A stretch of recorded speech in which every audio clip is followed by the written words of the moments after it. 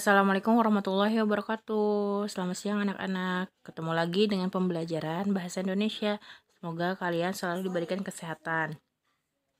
Materi yang akan dibahas hari ini yaitu mengidentifikasi informasi dalam teks cerita sejarah. Indikator yang pertama, mendata informasi penting dalam teks cerita sejarah. Indikator yang kedua, mengidentifikasi struktur teks cerita sejarah. Dan indikator yang ketiga, perbedaan teks cerita sejarah dan teks sejarah. Yang pertama yaitu mendata informasi penting dalam teks cerita sejarah.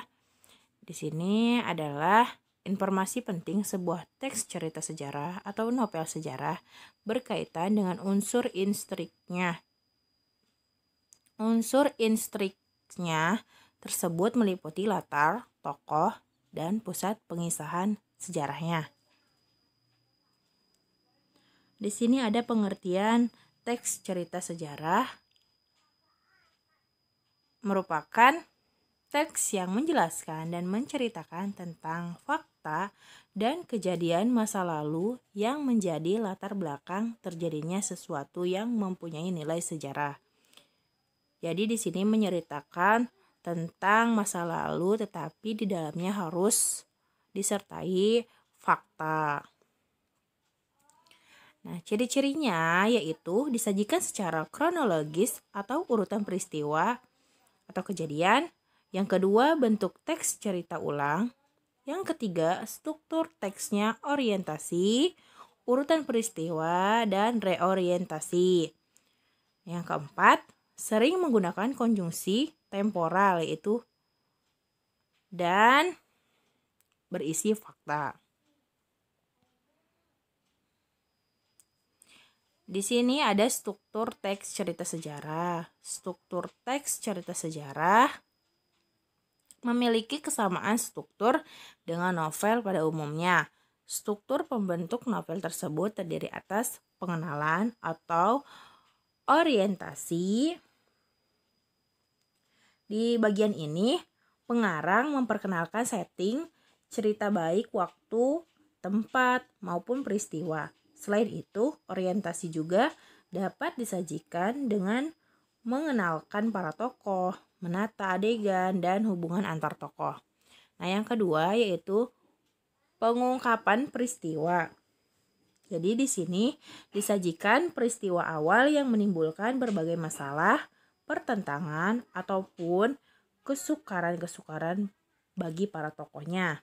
Yang ketiga, menuju konflik. Nah, di sini terjadi peningkatan perhatian kegembiraan, kehebohan, atau keterlibatan berbagai situasi yang menyebabkan bertambahnya kesukaran tokoh.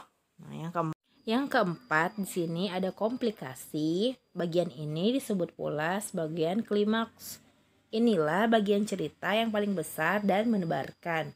Pada bagian ini pula ditentukannya perubahan nasib beberapa tokohnya, misalnya apakah dia kemudian berhasil menyelesaikan masalahnya atau gagal.